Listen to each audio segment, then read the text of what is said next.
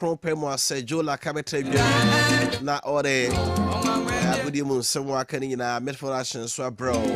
Sabre no so pa wonsima aduana emiensa Maakye Medie na wuti wo Kessben 93.3FM Kessben TV Plus so be the Bokrata udum semna posna poso yakotie nsemu a Minister for Lands and Natural Resources Why Manoma Kofi Buare tudwa fa akonta mine force statement aba nsemu a Minister kan nyina anya no kore Ibiri forest na manfo ye galamsi omno no omuni ho omunim ho hwe eno so nti Minister no open no kra go be hu no kre omu okay Keodi wa yebehwe some of the Bokrata no can that personal possibia ni abehwe my akonta mine and associated issues no you are the minority in parliament MPP mrashawdiafo omo the statement bi aba ya omo kasa edifa Ghana goals kakoko na egudi ayetuo no emrase say abade ye adwuma ya hwe yebema adwuma no ebegu kra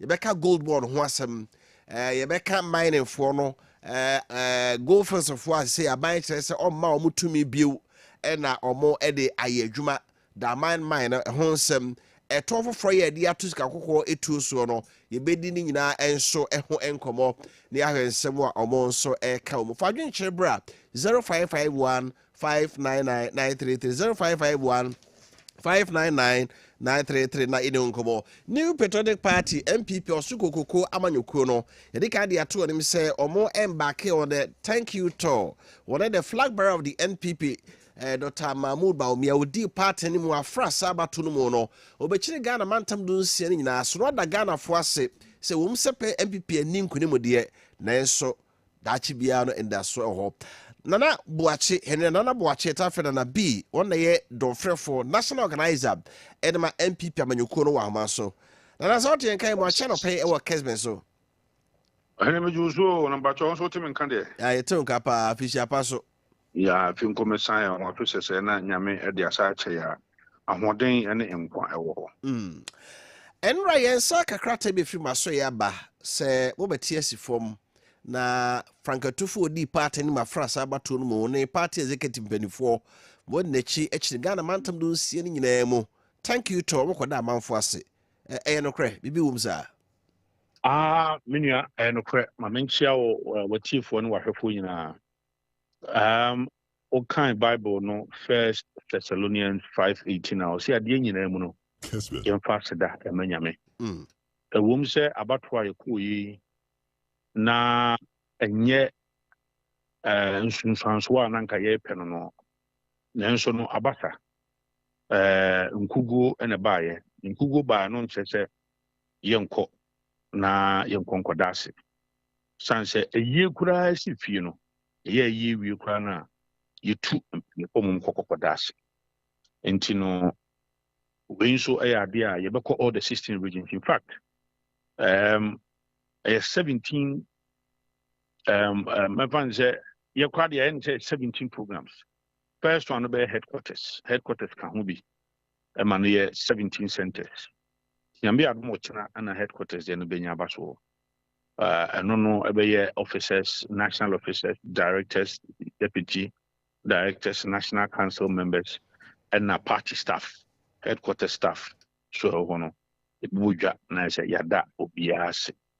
Enti nyame yadom a eno no be yochena ansa na the Saturday no ya hyase wo western region e be hyase western region na ewi wo central region e de bosome ba ko na etiri na asi ho na netie ne ye da asen so no na ye ka kire nkofo se omonkom humum na ahomboboa e o se ye de ko 2028 no ya hyase kan eno an ya hyase me na minim se NDC fo be hwiase ba na minim so ma hwiase na be bantem e be tan sa ene se NDC fo musi TV so na musu o galamse ndia muso mo de 1 week pe ene be stop ade a mo se na nado danko akufo ado na ban on pa 1 week and solve na on declare state of emergency na mobile mo de sun ene ehia no adwo mo nsem kasa no di no tie kasa sa adwo mo nsem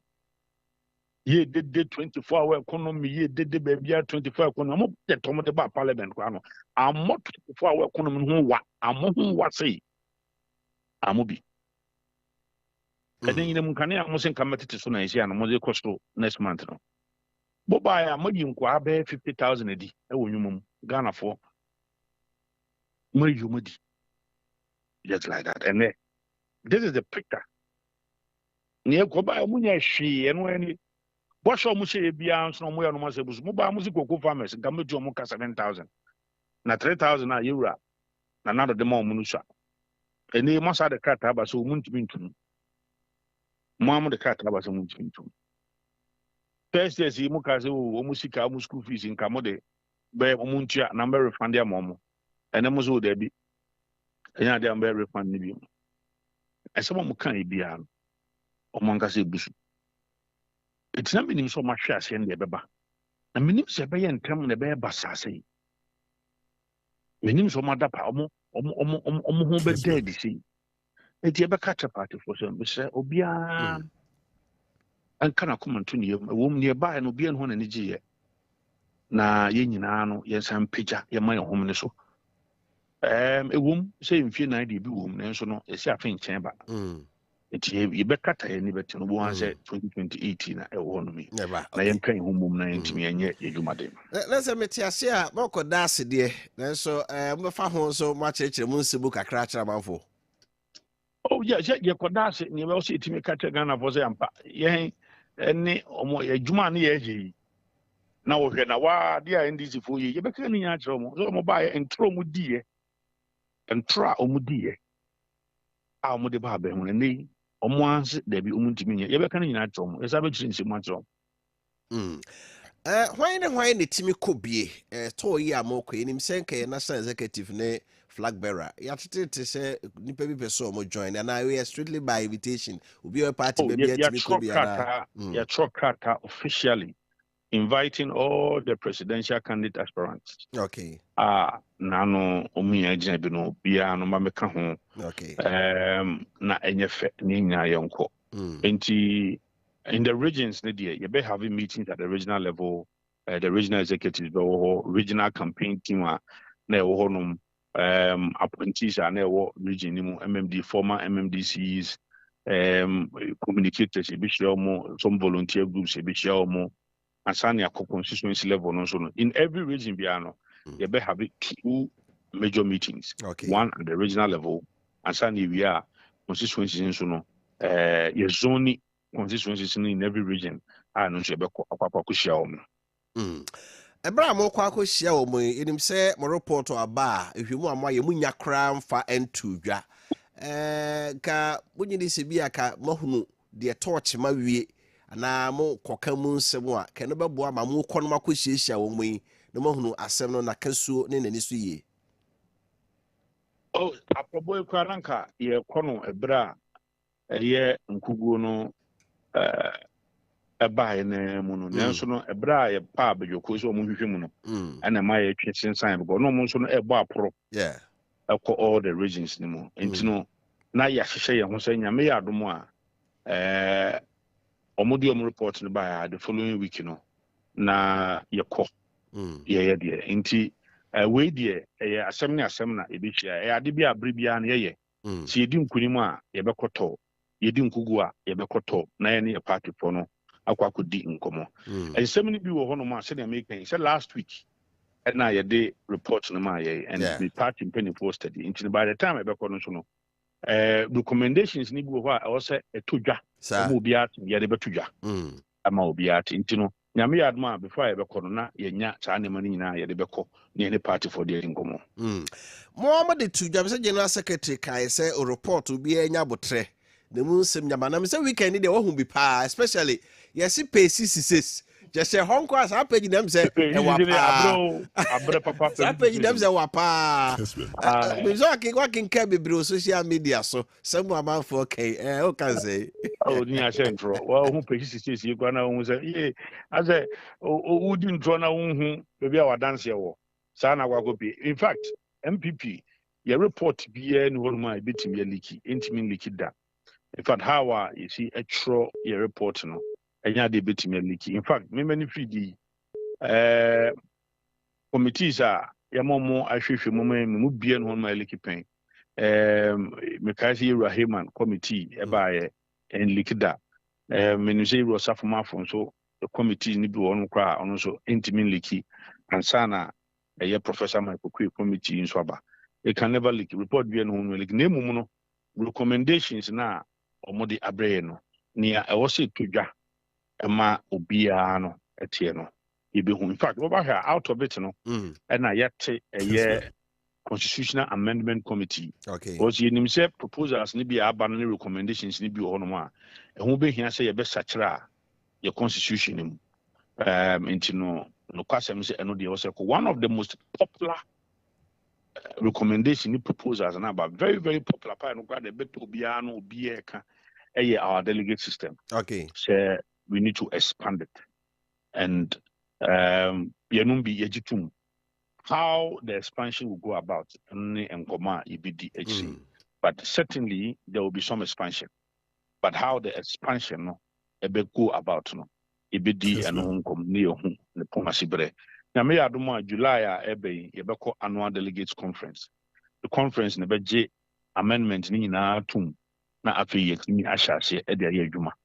Me die me as national organizer me susuye pa ne se senior ye pre to me 2028 e de free NDC for ntem no.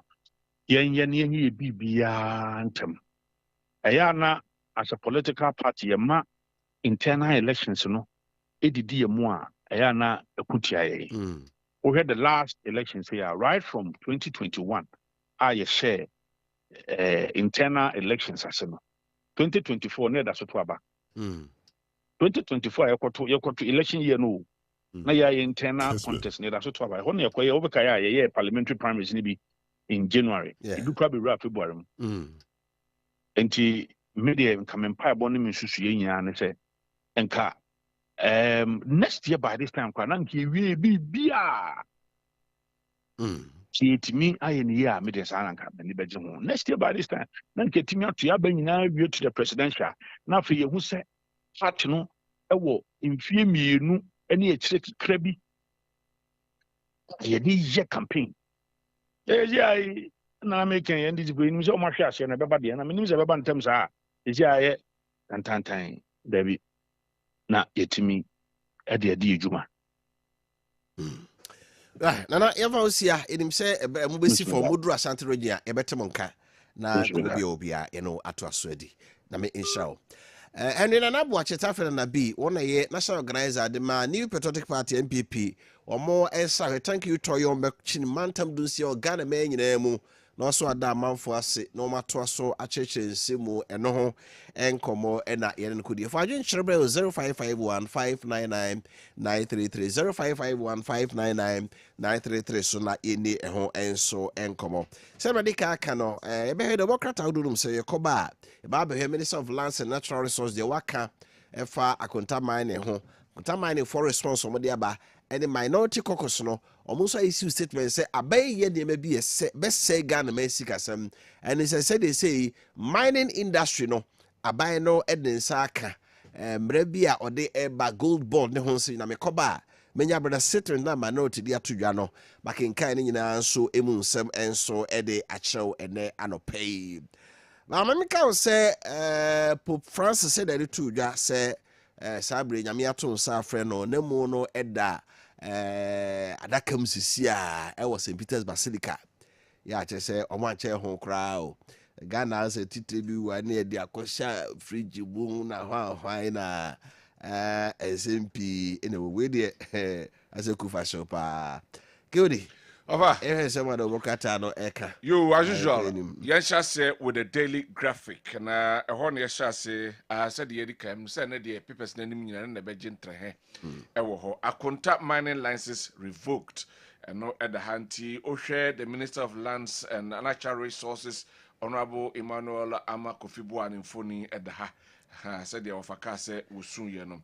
Ne phone da say the minister wept minister wept obona ni na tete na ne suba e bi say crocodile tears e bi so say no kre sebe konti enne wo ho no guys your secondary school no and I so you draw letter koka ye was many people came shedding crocodile tears. Hope you know about over you know we letter choice many people attending the funeral they shed crocodile tears anyway. Okay. Of I said test you. Sir. Oh.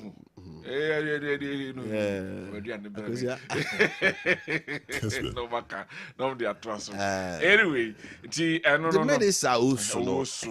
Funny at the hand. I feel cost ho no ma. A ho and actually say Akwa Business Forum, Mahama unveil vision for private sector, and also a Namian somebody see ho no ma or more hwese nyumaku ama ankrankan nyumaku betimi akoso no mampeni edi nani swade hunu edi atoho anase we wapa ho ntoma omo ankrankan dwuma no no ni swade wo ho ma no so apa ho ntoma wo ho no afei oba eye eso ha 34 police commanders reshuffled in Galamsey areas enyaye enya baso laila 34 police commanders say UIS be se ko ha watena kakra ye free ha na foforo so mra no me you call ano so you never mind area so obobo se o osa ayo me ko na say sorry of I say so kwese ye hwe oba we busumi na se wanya yi ana chese ye sa transfer sa so busumi no be ye no ayi you sa ya wo mo no mo koto no mo no wo mo experience o e ba ya na ye sia office ye mo akwaba we welcome akwaba no kra nya so kuma no ko atimi ye yi di omo hwe no mfre kwa mefa so no wo ho afei Pope Francis Nymphony Edaha, the world mourns Pope Francis, not to say at the age of 88. Papa no so Edan Benkum so. Ti oko daily graphic ma in some way PMO away. Right. No. My info co-worker daily guide and trust or say Nana meets John Mahama Kofo at Kweu Easter. Na meho omampeni dada Nana Danko Kufuado Nymphony Eho. And a mampeni John Dramani Mahama Echiano said a mampeni a call is a business forum no Okochia and another was after shifting all the burdens on me and almost say home for me and so ewaha Baumia NPP begins thank you tour and then the end and Nabuachi Henry Nanabuachi and BD home commando or mampeni abede cheda da Tamamu Babian Funi Waha, so which Ghana, Mentam do see any other Ghana food in our sip. I'll buy a ton of frost and no more. Government revokes a contact mining license, and the account was a 1 hour coffee boa, Minister for Lands and Naturals or Software no, on also no Funi Ewaha. Police seeks illegal ammunitions in Volta region.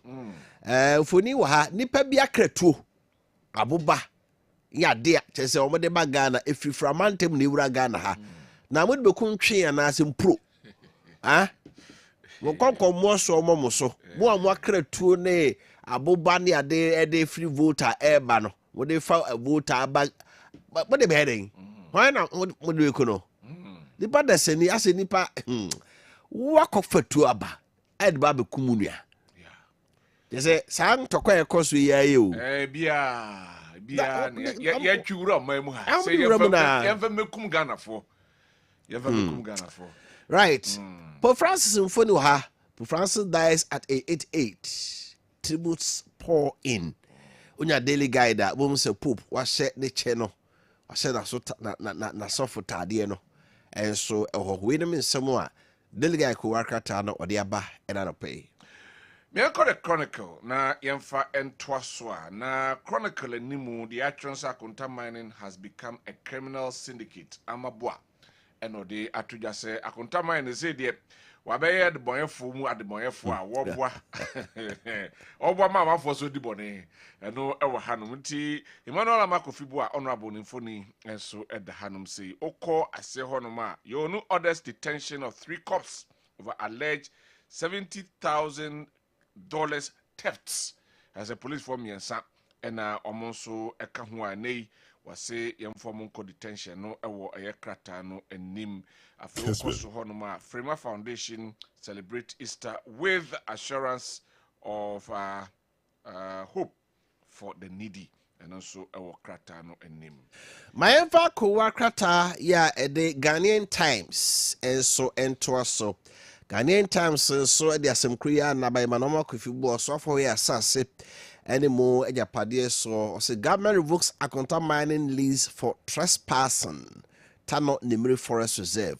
Lands Minister. Sarah so Mampeni John Dramani Mama Mfuni or say at Co Business Forum we are turning the corner. President Mahama tribute pour in for the Pope and also Ewaha Sarah and so na mehunu women empowerment in Chiame minority leader pledges support Alexander Kwame Afinyumakin and also Mfuni and so Ewaha. Yanko the crusading new crusading guide na fe yenhwe ha ena yehu honorable Kojo Opon Nkrumah MP for friends Ayeribi ono foni at the hand say minority cautions government over hasty introduction of new policies on mining. And also and some back a minority natural crata tin good born no maka ho ensem bi afi aye da my minds no mo ka ho ensem ewom and afi policies ahodo a mo de ba say o say ebetimi ama foreign investors no ombebo hu so mbewura ho ensem and the new crusading guide up kuchire bia wode aba afi ma yanko ase ho no Dr. Frank Bano one also akasa CNDC has poor records of managing Ghana's debts. And no Dr. Frank Bano and also some of the other to just say, but say, yes, Ghana sika samni kaya dear padia. One more than ya ba memwa was in this form. Dr. Frank Bano and some of the other to Ghana fame. Social media activists petitioned OSP over judge's decision to Enche Galamsey case. That's the OSP. Here we are to see Jabin no. And I say social media activities be at the Sabako Akodano say Oko aye enchi galamse case via a buyer no or no at the Honsam Aquakodano. Afe ma yenko aye nasi ho ena yatro say report suspicious arm related activities oye aye naksa.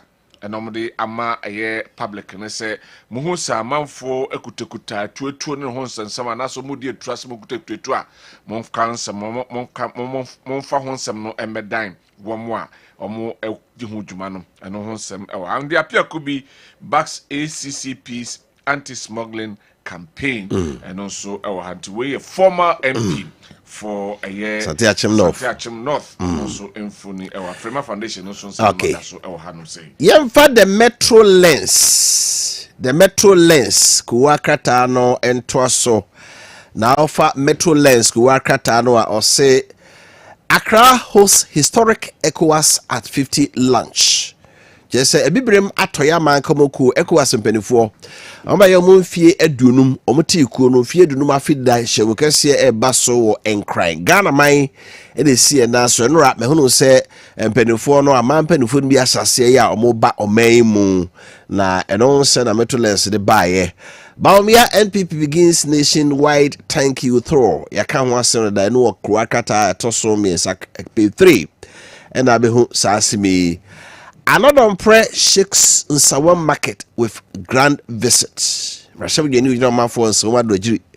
Onozo ko sa man for Drew market on nya agrokra. Gideon Bwakun spends Easter with Tano North. Self-status living in Accra. Mo free Tano North for mo so on cry no. Dr. Gideon Bwakun e Rashabu Jeni. So ya anko so ko ahafwa. Ono nkwa na ye MPP Emrasem Jeni o do ya anko na green ono nkwa na blue ono nkwa na blue or white enya metro lensa we mu nyina ewum ma yemfa the Daily Posts and twaso emfa emamo an no ene yatro esro se finance minister Dr. Atoforsen leads Ghana's delegation to IMF spring meetings chese ono ena odi Ghana for ewo moko spring meeting odi omanim na wodi omo akonta mines there no eso ewo hanum sei no so emfoni President Mahama eulogizes Pope Francis, describes him as a man of compassion and humility who was committed to social justice. And also that a krata no and him to share President Mahama Pope Francis Omfoni and so our hand. Lodina so was Lodina so was your Francis Cronam. Okay. Also Emfoni a krata no. Right. Remember the Daily Searchlight and so Daily Searchlight ko workata no say Enterprise fires back. Moon Semunya. United Nations mourn passing of Pope.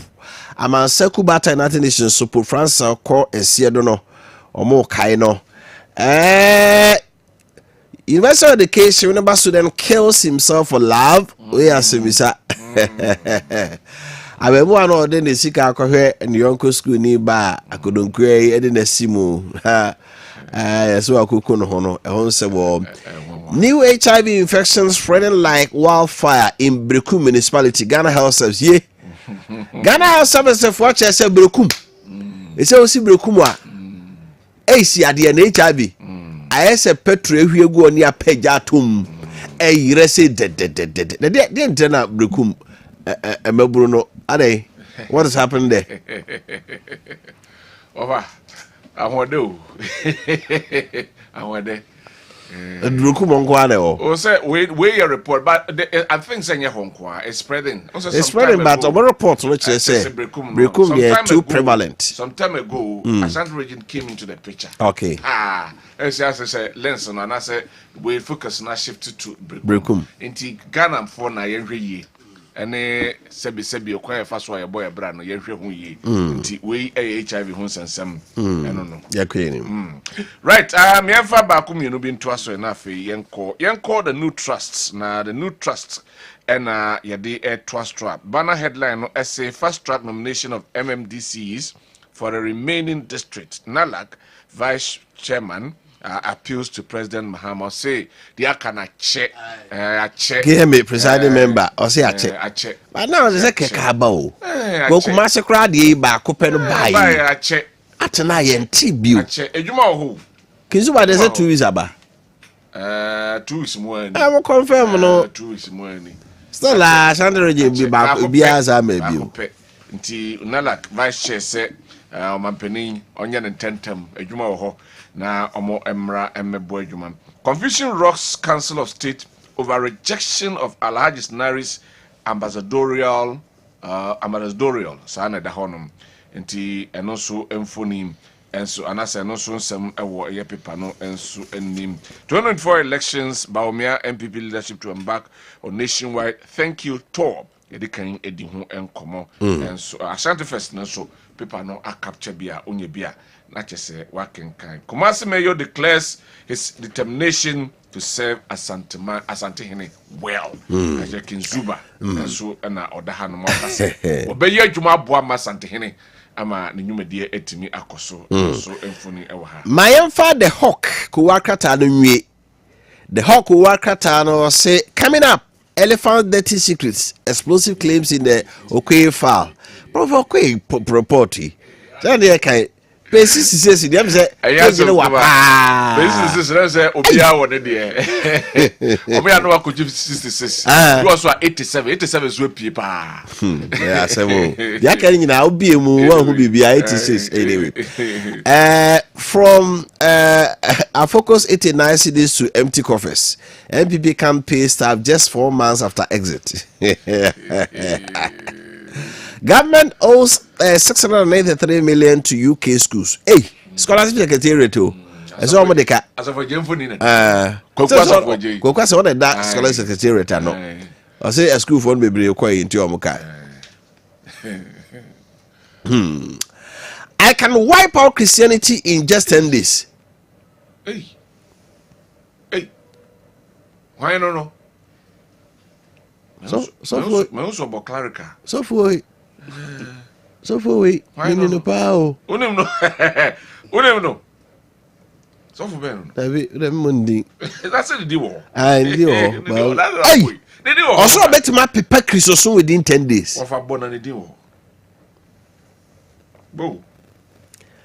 Okay. I saw no chrono or say blasphemy. Are they blasphemy there? And then I woke up. can say blasphemy there. You can say me say my dad it is black. You go just so right, you go just so.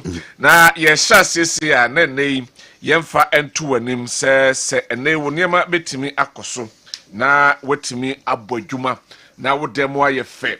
No sir brand yes ene mi bie be what we John wa dia home say yes this is my room. So to make us say this is my room. As for Munkwana bit my wire, sir. Don't be put no one. We shall corner us out to say yes, so for being a sea horn, no who. Now, what view bedroom, no who say wardrobe, ha, come. Now, if you call back on YouTube, and Kunyones, you on correct one pa. Oba or your living room, or to say center table, be beer, come up, Wakunya, ubi beer mattress, and that's so come there. Nay, ash foam. Na beti mo timi age sa home aka say this is my room aha no mo efe no say festivity yes this is in o betimi save up to be 30% discount ni nyina na say o betimi afa a wide range of hairstyle comfort affordability ni nyina wo Ashform exclusive furniture promotion a omo ede abedwa don't mess up because the time na aka no esua koye showrooms ahodo a ewo Kumasi mall ebu ho Santase Tafo ahojo SG mall main office friends Melody showroom no Kase and I say Ashform depo bi ebe obi ano for ni ekire ho na koje enemi ya mbobo su ebi na obetimi afre 0542697487 0542697487 na 0556579214 0556579214 I'm saying kan chamo say amanfo bi ho no mo ndi dwuma bia o mo tintintan video no so eno mpe bi ebu no hwe eno wankwanko victim tinam de nama no atodwa no fle Ashform na afei yemwa na so ye Ashform a enei ekure MTN for CM fan 2 when him say womo the game changer SMEs bremo or say yellow bis a new multi-service bundle. You the Bible bia wa ye small business start business solution or also be odwuma bia no also wait menya bie na tima boss and the data no ya wo ye adwuma as a business person ya na ho asem no den pa nemo NTF for just for free o de be de yellow bis no no ebeboa ama obenya service bundle adwuma bia person de for your smart business solution in your console. Or this is all in one package and it consists of 4G router. You have about 10 gig free data. Ukojibia unya sa 4 gig router na. You have about 10 gig data free. Microsoft 365, a genuine soft Microsoft application. Ubetim da your office BBA printed character letters BBA or so. Web-based and a customer business website for your business. A customized business website business no ebeboa mo bia person no dinkita ho a wonso behunu a Unicom service, a unified business communication solution for your virtual call center, IVR and conferencing needs. And also boa person will be a video conference na nyina so etimi koso was we a very good deal ye ni say obia so okay chire bi but what they say MTA look busy won so ebeboa ma business awo ye no we internet service bi bia betimi akos kama pa so dia ma o what they free MTA no to free number 100 100 100 100 and after 0244 308 111 0244 308 111 na omo email address no mtnbusiness.gh.mtn.com mtnbusiness.gh@mtn.com and I visit MTN office be a bewo na catch them say MTN yellow base na aba no opesa won so odu hura mu bie na won kyerɛw sɛ na won hyɛ tie wo se enhyɛ kakra ho terms and conditions apply. MTN so na mejina na nei yese ewiase dan ho announce wa dan ho bi sei no bibia ye nti sei so ye kɔ eye eSIM na eSIM no nya se eni se enei sim no obetime nya numbers ahodo bebre wo phone ba so nya fe na obeyi sim chip we na de foforo chip debi nya se kɔ my MTN app no so na afi kɔ download na afi also be seamless with MTN eSIM na afi wetime enjoy ultimate convenience on multiple numbers on one phone now I switch so seamlessly na afi etimi aboawo mo etimi activate no etimi adwo adwuma ni nyina ne say ubenya this a new experience between aboa security ho sensem nya fe na sim card e be say e ma kwa ko twafo fro bia o baby debi ni nyina ne say plain smart na fe dial star #06# na fe check say o phone no e betimi e qualify say ebetimi akoye eSIM ni bia no download my MTN app no na for so akọ seamless na wenya MTN eSIM no enne dey na wetimi edi adwuma so pe wonchiremo bia frɛ 100 anase frɛyen ewo digital channel no so na fe yentimi emmoa no yeni enkomo emfa ho Afe Kessben University College of Antonym so suani ya we senior high school na open university papa kro ya we no ho da yen kanfo emao se Kessben University College of so kro Ghana Tertiary Education Commission GTEC amomo accreditation se there be American so ko university na so yapon ni accreditation obekwa wie ba certificate de bibia enye yie na esanse ajo matom ntino Kessben University College certificate nyina efree Kwame Nkrumah University of Science and Technology KNUST na eba na course some be a Bachelor of Business Administration 20 different BBA or me accounting option, marketing option, human resource management, banking and finance, mo di OPB out to me BSc Information and Communication Technology, Computer Science and Entrepreneurship, BA Media and Communications that you know course one more a year. Ubi a open so called Kessben University College, you know. Also we SS 3 credit passes our course subjects, you know. English, Maths and Science, EMS, you know.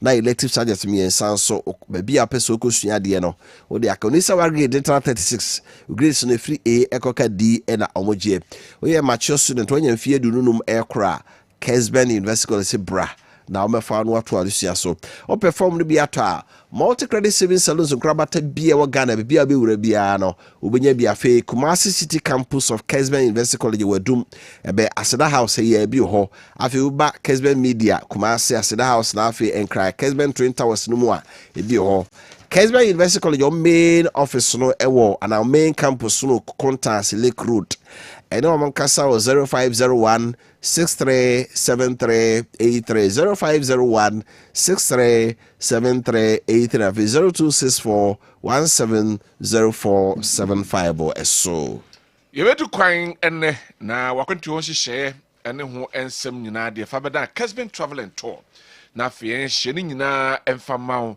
se yenimde ena wope se eya akwankyere na wope se ohwɛ se flight schedules no sen ena tiem reservation na person your ticket ho sensem ena person ye ni nyina no fa beda Kessben Travel and Tour na fe yemwa na fe wetimi to kwan na bibia timi akoso e de amount hotel apeso okoda se tesen hefa na wokro flight no se eye transit ana se eye direct ni nyina no o de bedan ya ebetimi aboa na yetimi akiro na o de bedan wi a o de da na yenye ho hihye ni wi a na aton safro se emre no aye crowd na se time na so bra na beje na kɔ na ne nyina na se enei sempo abaso aye hye ni nyina wie na sika de betwa ticket no kora enso ene emetrase ne yeni nkomwate na ye no be kɔ hye na afei ya ye ukoba na hye wo ho no wodi super pepe umpe we na den na pe friend ewo 0209 434999 0209 434999 ubehu yen ewo first floor Aseda House bra na ni medi komo wate right yakodwa soba ma yenko ne yenko hwe the Minister for Lands and Natural Resources right man Ama Kofi Bua on senchofo hia na o se no krene ne wura ho John 10:35 Jesus word we there we can say kra imano Ama Kofi Bua verse akonta man and the minister wept imano Kofi Bua ni Miri Forest the waku pass akonta mine for the concession be amagadam say for mo aye ho no ne wura ho ti oswafo na mu pa be mensu so bo ne news egogotie what happened bro kasa will decide that this is how they are going to be. Will decide that this is how they are going to be. Compared by 121 the Canon Rainforest University. We gathered a team of investigators to go undercover to make inquiries about the details of these operations. Our undercover team uncovered the well-oiled machinery of destruction. One representative of Wofa Mining,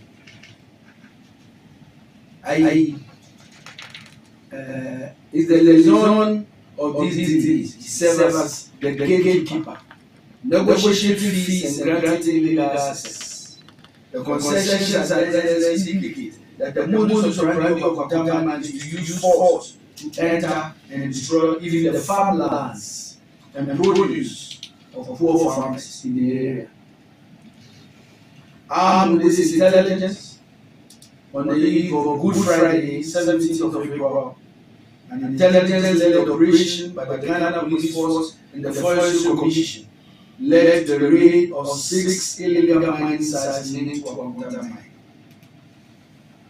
This operation is still ongoing because the officers are still conducting operations, and that operation will continue in the coming weeks. The operation in Compartment 19, which began at 5 a.m. that day, lasted for 12 hours. And the last 3 days has also continued. So far, 51 arrests have been made, 8 Chinese nationals, 39 Ghanaian, and 4 women. So far, we have seized 30 excavators. 5 have been recovered impounded at the operation base, 2 pump-action guns loaded with 5 and 2 rounds of BBB cartridges each, 1 single barrel gun retrieved. We have confiscated 2 Toyota Hilux pickups, 1 Toyota RAV4, 4 motorbikes, and a cache of mining equipment. All suspects have been transported to Accra and in the custody of the Ghana Police Service pending prosecution.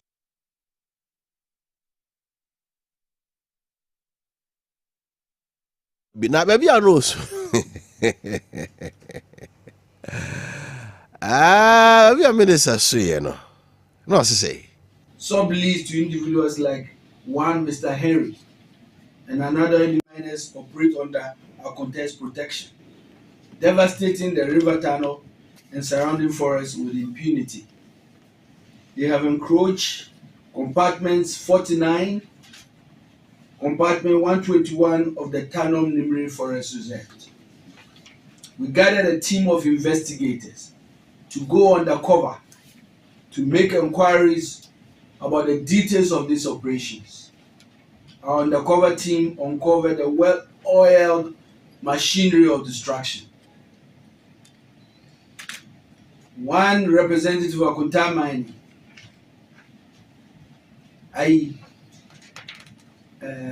is the liaison of these dealings. He serves as the gatekeeper, negotiating fees and granting illegal access.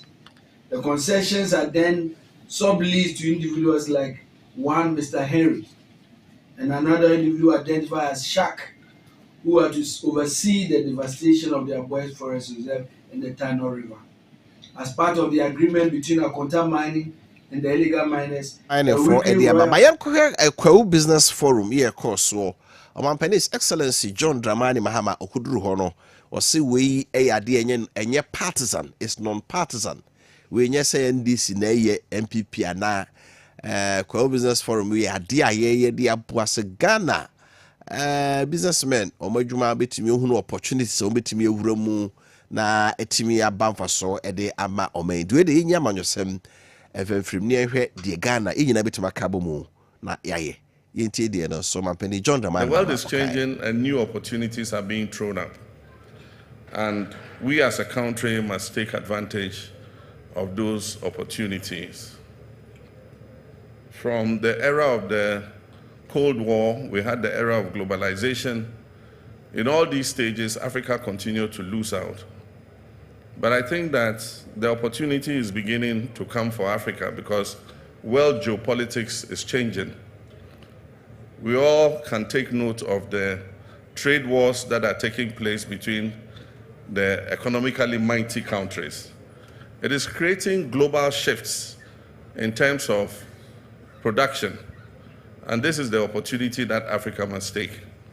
And so let us shake ourselves out of the mindset that we are traders, because we can be manufacturers, we can be industrialists, we can be digital entrepreneurs, we can be agribusinessmen, we can be large-scale commercial farmers, we can be anything that we want. And so with the shift in the global geopolitics, new opportunities are being created. And as long as the Trumpian things continue happening, it makes the world a bit more unpredictable. And the more unpredictable the world is, the more opportunity it creates for those who have been marginalized for a long time. But our focus is not only on attracting foreign investment. We're equally committed to empowering Ghanaians to become owners and drivers of enterprise. And this is why this government will support the private sector, not just with policy. Kwa business forum national, no be na wetie no. But ebranti mamehwe akonta mining for statement almost so dia ba. In respect of the minister no ekaye no. Was say false accusations and political targeting of Akonta Mining by Honorable Wofa Kofi Appiah. The management of Akonta Mining Company Limited has noted with grave concern the reckless and baseless accusations made against our company by the Minister for Lands and Natural Resources, Honorable Wofa Kofi Appiah, during the recent press conference. The Honorable Minister's decision to publicly link Akonta Mining to illegal mining activities in the Tano Nimiri Forest Reserve and to call for the revocation of our mining license not only unjust and premature, but also a clear case of seeking to hang the dog and give it a bad name. Let it be stated on record and without ambiguity. 1. Akonta Mining is a lawfully registered large-scale mining company operating under valid leases and permits granted by the Minerals Commission. Our concessions are located in Samaboy and Abokwaso and not in Tano Nimiri Forest. Wow. Sir, I see. In 2022, the Minerals Commission clearly stated in an official press release that Akonta Mining has no mining lease, mineral rights, and or permit to undertake any mining operation in the Tano Nimiri Forest Reserve. Our application for access to the forest reserve was never granted. Official letters from both the Minerals Commission and the Forestry Commission dated 7th and 8th September 2022 confirmed that no entry permit was issued to Akonta Mining for that forest area. Contrary to the narrative being pushed, we are not mining and have never mined in the Tano Nimiri Forest Reserve. Wow. In fact, our commitment to environmental responsibility is well documented.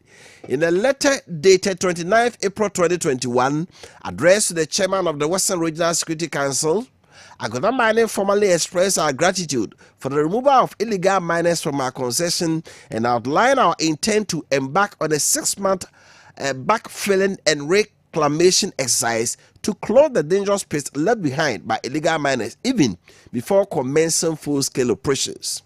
Although this is estimated to cost the company hugely, we consider it was as imperative to ensure a responsible mining project that will protect both the community and the environment, the letter stated.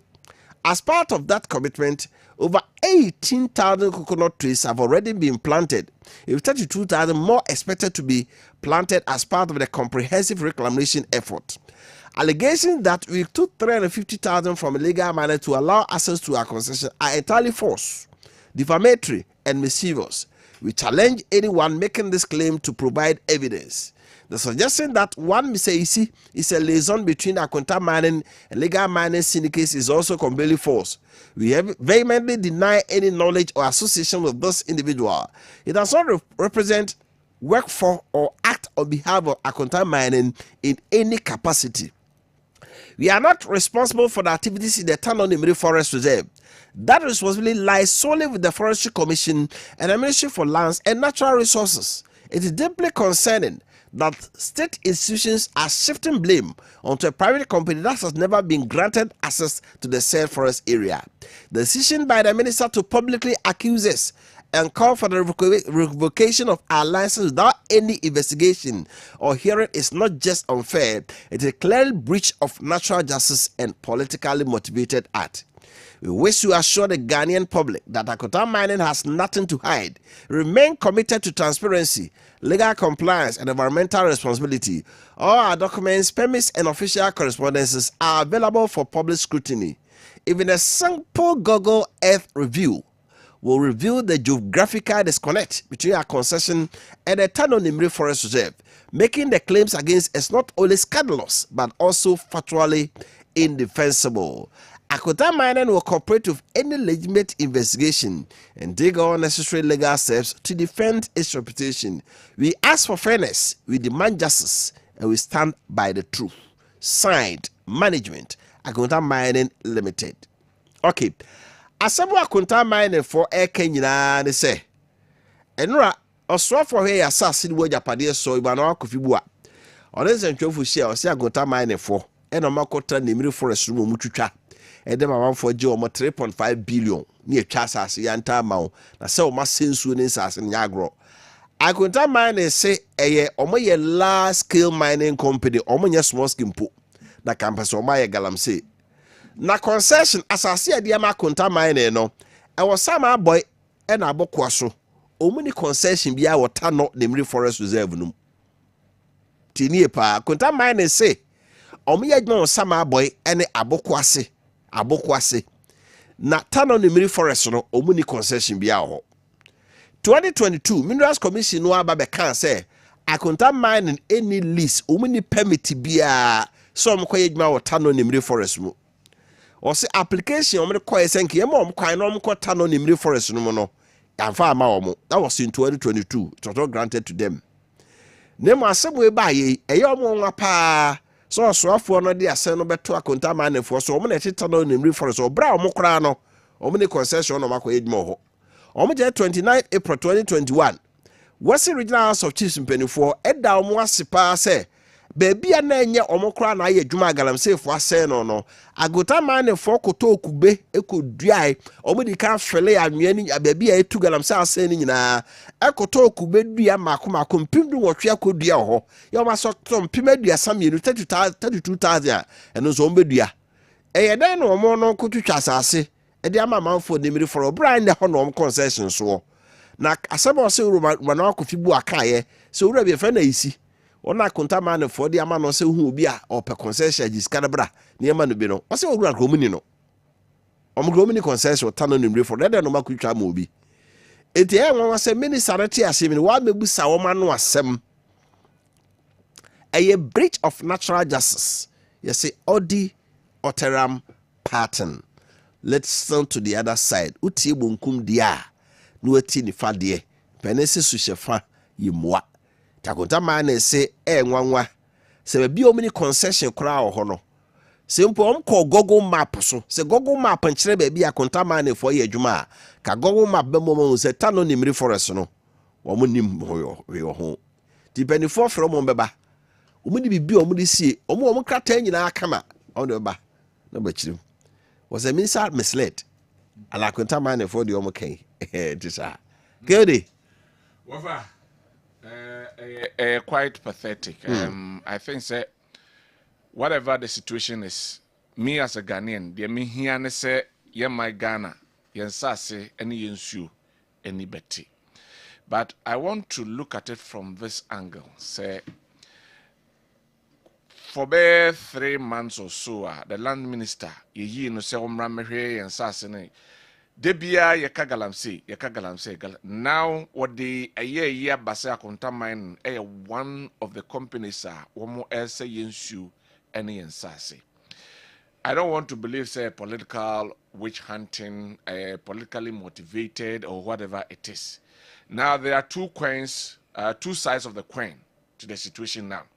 Minister na babontia bekasa Akotam Mining and was saying sas no otwa bi kura ma manfo mo edisu gala Akonta mining at the issue about bonten say omo pomo fanko baby or baby no mo fa omuni concession crowd or tano nimri forest. The one that catch minister say that is the issue. Ntina Meka say we don't know who is being the truth now. But with all the people omo mining, that is where my concern is. Okay. Adan na honkwana omo de something concerning aba. Does it mean say Akonta mining kwani company was say ensase organa hanumana? And now say omo eshada was certain things against Akonta mining. I'm not holding brief for anybody. Maybe the answer name they can do and say I want the nation to prosper and prosper well. But so mu two and among na some person to year there. There are other individuals which I believe said there are some people who are even in this government. Omo shall say what are they doing with these people? Then omo catches microphone. Womu entwasi ye na koye se bia ye koye choose and friends and pick and choose. Ebia kohwe asumesi bi ebia only a political party na edi eni bi. They should go deep. Those womunim se ebia omo aban mu omo so ye bie no, they should bring them out and then expose those people as well. And there are some companies umaba bonten say womo ka say excavators omo be trace charges number. Na fe omo hwe mpanyifo a ehye chire. What has happened to that one? What have they come out with?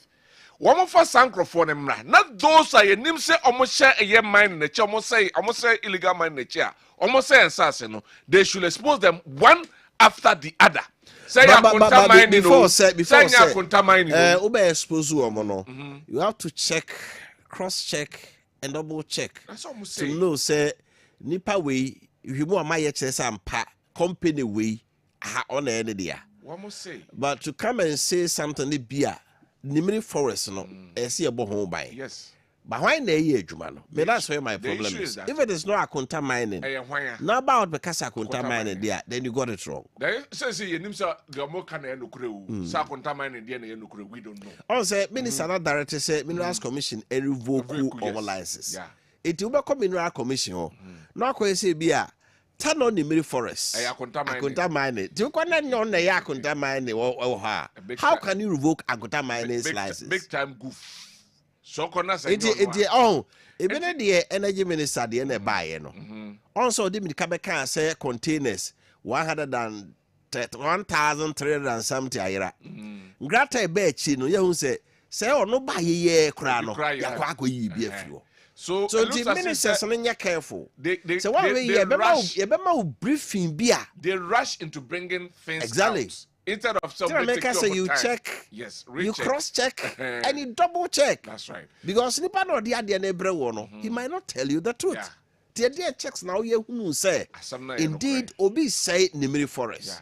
Yeah. The address almost say Google check they will have known say anyway.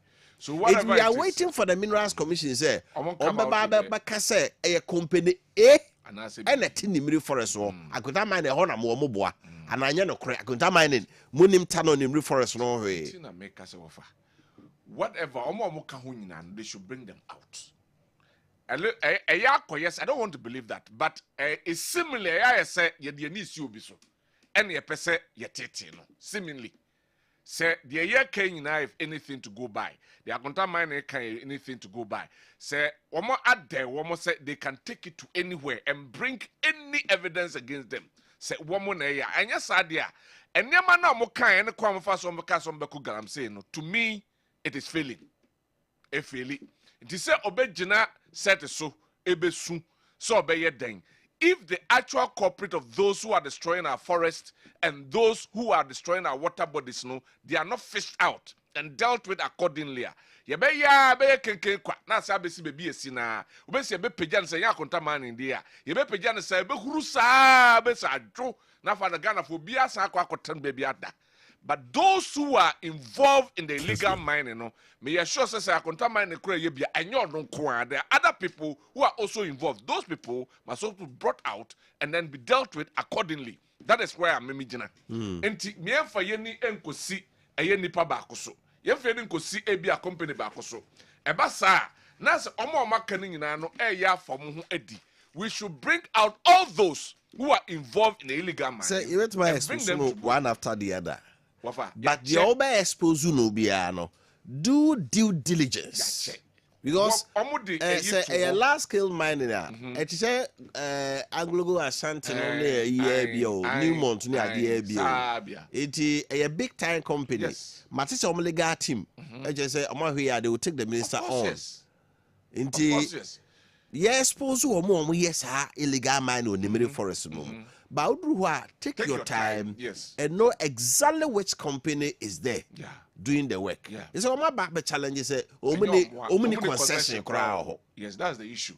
So whoever it is, and I say whoever all the information they can say the way they carry out to Gano should make sure say a Baba 2 minister he shouldn't rush into coming out or making sure say we're making due diligence. Investigate it well. See whoever is behind that one. Nafi or ba are authentic. He will say where the ukrim. Ebi so I can say ono so nim the okute wo gina so ntia wo kan sa. Ti the American say enei ye ya che ye beko. Ye ya che 4 months mo ne ewure. Ye ko akwa akosisen. They should come out, speed up things. Na ye ho entoen over. But as your modern see sabeka akonta mining omo legal team.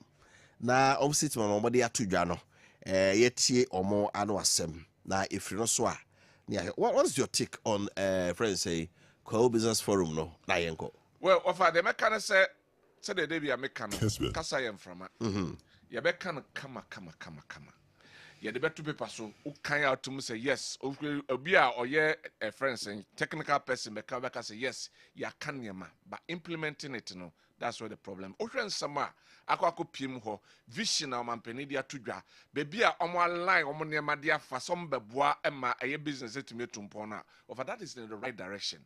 But see a be mad friends the enabling environment for these businesses to thrive. That is one thing. My yanko kanen koye paper so adwuma nko a.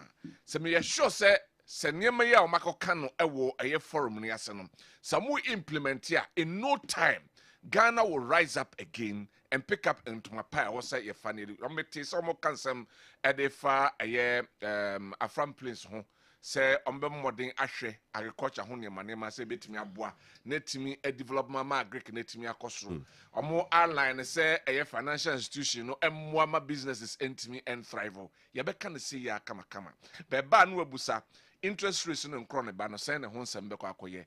And some ya can irrigation ye become another paper so and I say kwa kudutu amana within some short time na fe enso na was the irrigation no entimi ankwa ankoya na yen hwe ne entimi channel no ye because ye won niam a wo han ma se entimi ye ne ye ofa betimi aboa ema mpunto etimi aba but I say betimi aboa ema mpunto enso aba okay ye mama de se na me ka no ye sa e ka konta mine legal team no a eno omo ebedi nko. By the meantime, your message kakra na fa with your for her. Na memra omoso na esha sini nkomo fa nsemo a egu aproso ena no pay live here on Maakye dwumedie. Teacher constitution from your say sometimes ya na de bia meka no mo my messages a fa nsemo a ye di ho enkomo no. Eno mo mbeboa ye pa. Now, Rashid from Zungos, Dr. Miyama must stop wasting his time and money. 2028 is for NDC again. Or not the other by teacher constitution from Yamwase or say happy Easter holiday to all Ghanaians, especially Wofa Kofi Appiah. Galamsey crisis has reached alarming level under the current NDC government, a clear sign of their failure to deliver on their promises. Our leaders must take immediate action to address this issue. We can't afford to wait any longer for solutions to Galamsey. Masaudu from Bantama. Ghana is being led by a group of incompetent people who lie their way to power. President Mahama promised to end Galamsey within his first 100 days in office. Currently, illegal mining is one of the greatest threats to our dear nation. Resetting Ghana agenda indeed. Greetings to Chairman Wofa Kofi Appiah Kuka. The NPP thank you tour is a waste of time and resources. They have to first settle the internal conflict with some individuals in the party and allow cardholding members to vote, not selected polling station executive. The thank you tour should rather be changing the NPP constitution. The party need a account person to lead. If not, they will get 23% in 2028. Sekabi sini we are Zongo. Musa Abatwa from Aswase.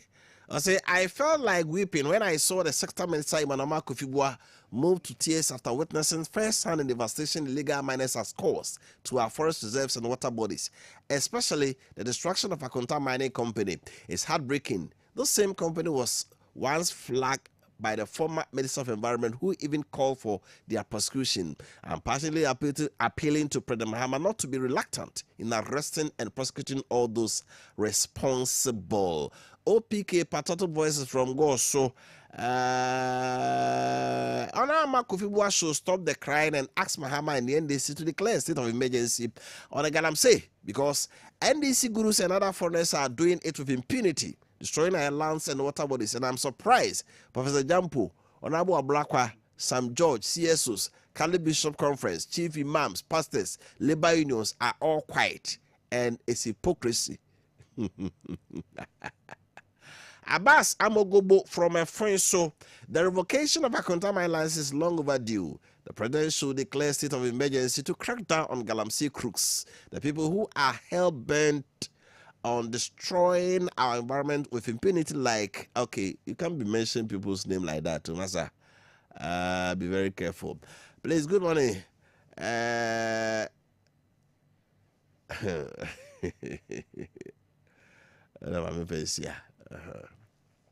Shipman from Atonsu. The revocation of Akonta mining license is just a political attempt to crumble the opposition businessmen. The Lands and Forestry Minister should rather declare state of emergency ASAP and spare the crocodile tears. The NDC recession agenda is clearly certain. Certain so. Okay. Good morning. Try to always reduce your propaganda. You are full of inconsistency. Listen to your take on Akonta mine. No wonder that you are partisan journalist. I see. Master Planner Junior Kuntampo. Ghanaians are already regretting for voting President Mahama. Doing so is collapsing people's business. Galamsey is also destroying our environment, and minister sits on TV to shed crocodile tears. Fix the problem. Let's move on. The talking is too much with no action. And also the we to na membra na any enkomo. Please, NDC Minister St. John Mahama, Madam Wofa Kofi, former Chief Justice Dr. Mwakuba, Labor Union, Professor Jampo, still John Mahama has not declared a state of emergency. So Wofa Kofi now is good for you. From Prince in Christ. Why is it good for her? Anyway, my Rafi na fe yeshase na any enkomo. Rekasa we Kwau Business Forum Ashanti Fest course and the legal mining a honsem some doors medical catchers ECOWAS summit and so a shas yene Mampenia to Safre the Sahel head of seas as soja for no say wo mo so emrebi and in some swafo for ya e ka ho bi onabo na edisipoku former DC Senafo South or ha Sansona honorable Ibizeko from Pong former DC such a central or also ha. I'm here to free honorable Edisi. Honorable Akwaba. Now here dear. Of when I'm yadum, Wofa some who announce. Ah, the media chain. Your body has offer. Holidays not to say. Of when I'm yadum, Boko, Eja Homekaka. Pa. Unya holidays, Binum de Kubu Fasosa. Made them the back home. It's a major home dark cry. Aye, made them the back home. Because Yasam to Accra say, how much sorry and a more Korea say, Pa, when one day we are say, and I may call her now, meet with us. I need rest. Strength now. Aye, now they for now they are better also. Renewing strength. Aye, that's it. Honorable Goku Accra, and say, now holidays, you need to say. Oh, say I get home. My father be fie. Yeah. Me the me mano o mo to quiet to o mo aka na me no minute. Okay. Nti I to say obia head am free baby ama. Nti ye no mo no. O mo akwantu mu mai de o ma kan de o wo. Yes, o mo mention. Ko so wa need to ya say the normally nti me no me encourage you on say yes why you totally independent. As long as say yɛtumi boaboa mo kakra deɛ wobɛtumi atena hɔ a ko sɛ wobɛyɛ independent nti mede saa na me encourage wo nti ɔmo wɔ me nkyɛn nti obi a mfiri baabi ama mesra me okay gracias na me sha se mfiri honorable Odusio ana adawoma yɛnhwɛ quickly co business forum any Ashanti Fest opportunities ɛwɔ hɔ ma Ghana any ɔman sɛ advance party minister so yi at the end of eba any the baby okay yɛdi kan hwɛ co business forum ne Ashanti Fest no sɛ Ghana hwɛ opportunities ni no ɛwɔ potentials no ha pa on initiative for abai 2 year co business forum the Ashanti regional minister so dia o 2 year who say yo already kan ma mencha ne atifo ne ahwefo a omo hwɛ no mutie na no pɛ na mencha of akwa konso na ja mencha the good people of National South ja omo nti na ma yete baby that's right mencha omo na mejide se nyame adomo bia ho ye before the Easter breaking and within the Easter breaking an amobe brain a course the kan ya kan ya kwa business forum nze kwa de ka say Easter is kwa and him say Easter no bebre kwa na ta akodi no mo hwe kwa nso a of our Ghana businessmen pa wa ha kukudam a untimi nka ubeyi kwa man free because Accra, for instance, big businesses are you know of meeting me akaze bebre oha omo businessmen no mu free kwa neba na dwumadi na asene na Ghana mampanyin yewra John Dramani Maakye na Ghana mampanyin dada nso na nado danko akufuado enso no so okwa na edika na mame mompanyfo wi abaso of ahwe omuhia yenkomo a omudi at least efe my own se Ghana no over yenyina ye nipa baako irrespective of our political differences no yenyina ye nipa baako empire ye bone srai be hye yenuanum nyina nso se yenhwe mpanyimfo a yedi omachi na hwe omu president mienu omuhia ye se de omsidi nkomosere na omutu ye omudi nkomosere ya kyerɛ se bi o ma amanyosem entity entem begidi ese yenyina no obia se opese Ghana tumpon na ebia kwan na ye befa so no na difference ye den ewom nti yenyina ye nkamom na ye moa se ye wo aban mu so ye wo position no it should be Ghana first ye bebo ama Ghana man etumpon no va o hwe nsem a Ghana mampanyi ekokan ho a about onu nsusuye mu no Africa as a yak kakra ba ye business nsem mu a onu no hunu se anamo bebre ho a esi2 se de be ye beboa na pepija ankrankra wo omu dwumadi omu die mu na abo ama Ghana nso atumpon because of oman bia bedi ya just oman the businessmen na say the businesses e wo oman ni mu no agina de bia na meka se owa obi ya ban adwuma na so tua tax a me hu say I say -1 + 1 because ya sika no wa ban no ho yeah and of wo tua ode man wo tibia firi eno ma ban no nya sika emfa mu man but say businesses e grow na wo ye adwuma na wo tua tax e ma ban no eno na ma ban no nya sika edidi dwuma because sika no firi baabi na ebeto aban futu nti se aban bia na so man bia betu mpon a je se eboa ma businesses ni gina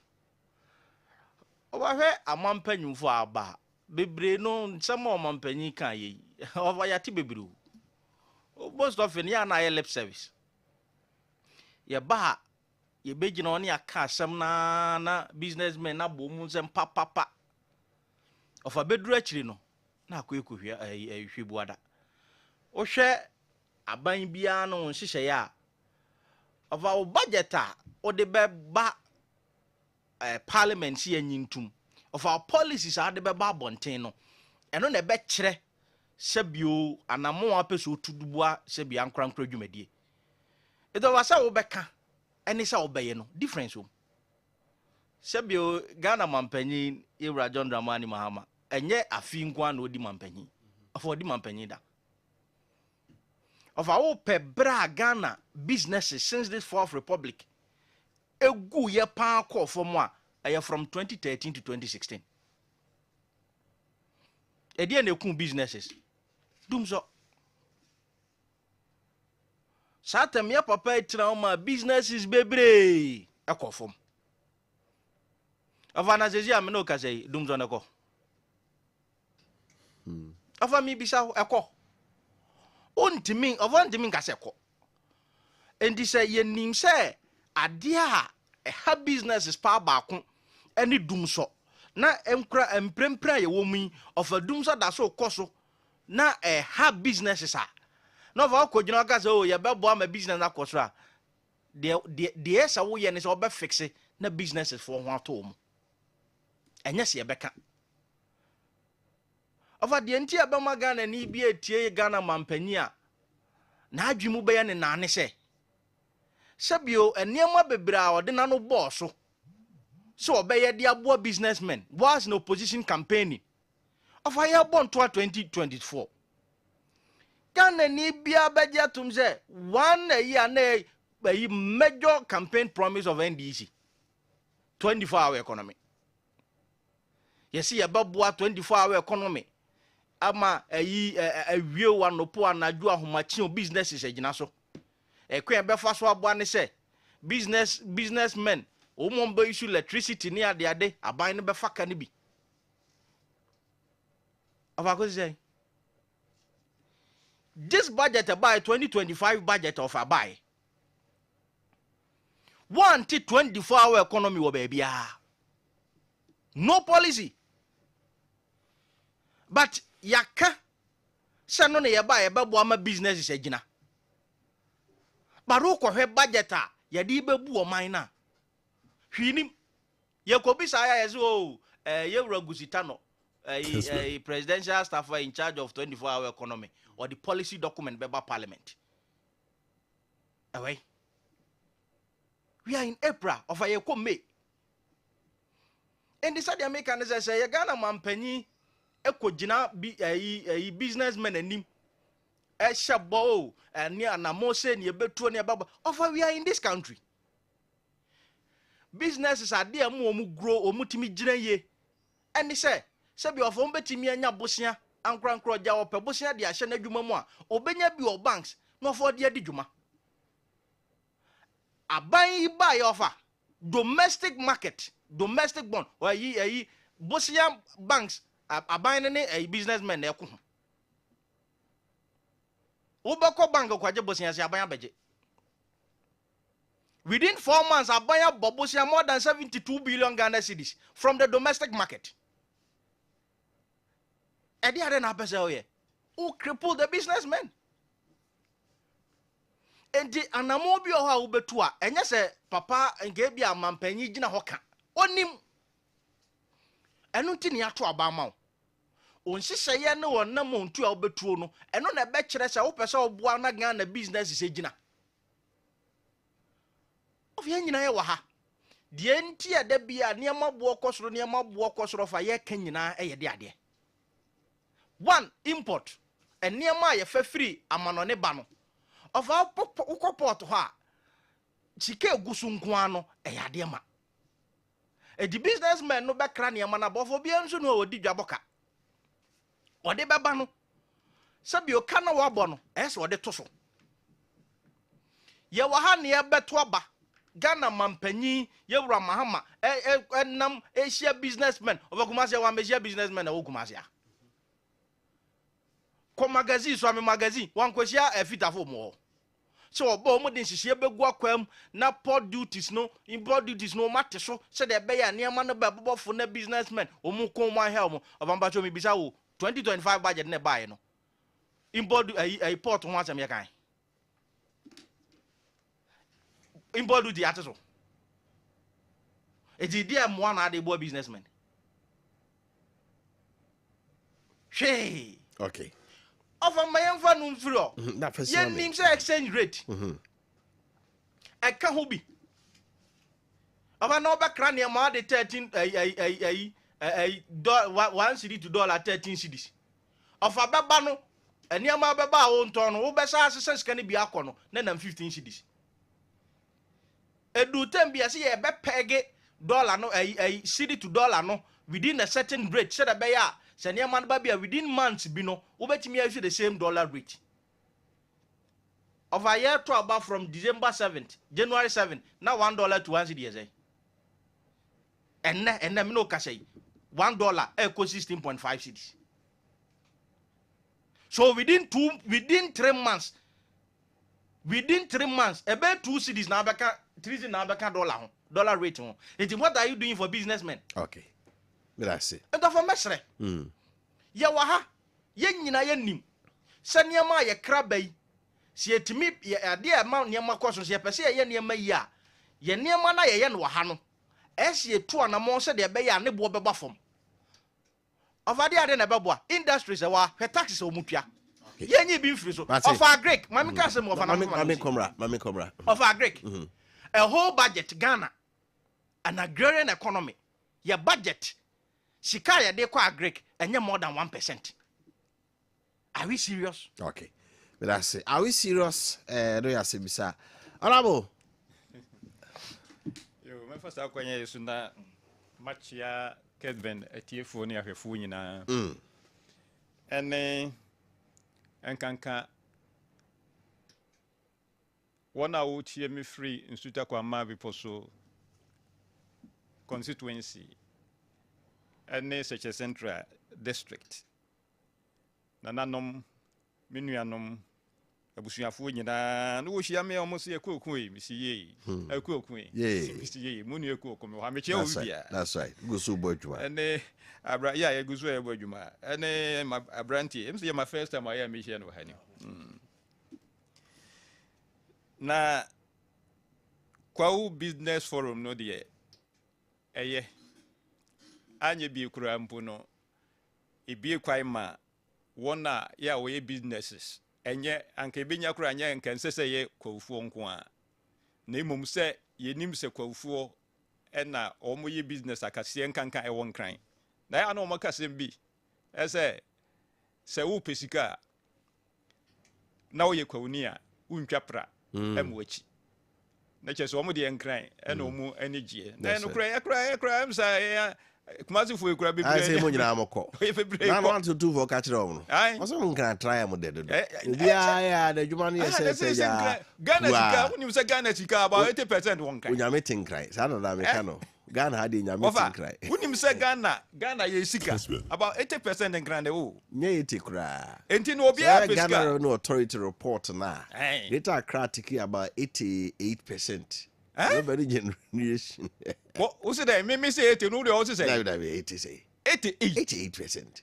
They just say, "Oh, pesca now what?" So be a quabrucha about airport. Over airport. Oko you near ma oko airport. Be a oko be a to yes, getting near the Concra. Near the Concra. Yes, international airport. I say, please, Emma.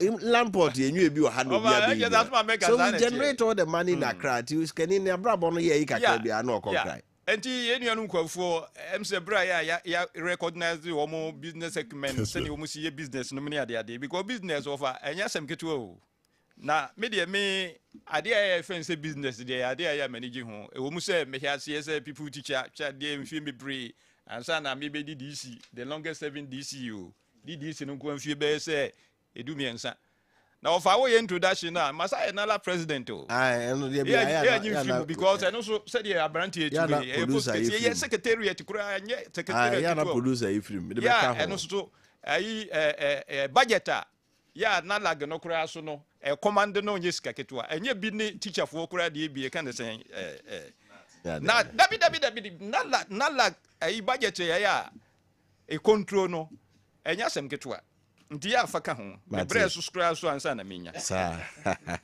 na me di teacher na me ye nikanika na me ye no na sabre no na me kura me fan say people teacher kura afi ne ya fa me kura menya professional teacher enso na nikanika ni nti no bebre me ho no mbobusia abrante tie de mekanika yo nikanika na me yes abrenda electricity ni bo nya den enti nam just one day ya wada ba akopɛ enti nsutafo kra ya onwutie mi ana mo hwem bebre no mo fam teacher ni kanika wura oh yes bebre de ni omu ni me no ukona aka te teacher ni kanika wura just one day ya wada nko adwada no nam de tua me electricity for the month enti the whole month ni na aka ni nyina de aka ni nyina ekɔhe kombutum na mitimi save ya na be transport kakra eno so no ba transport de no kwase mani ahead anye ho papa and the business in the union dia na communication center e bae no so sabre na be DC wo mampon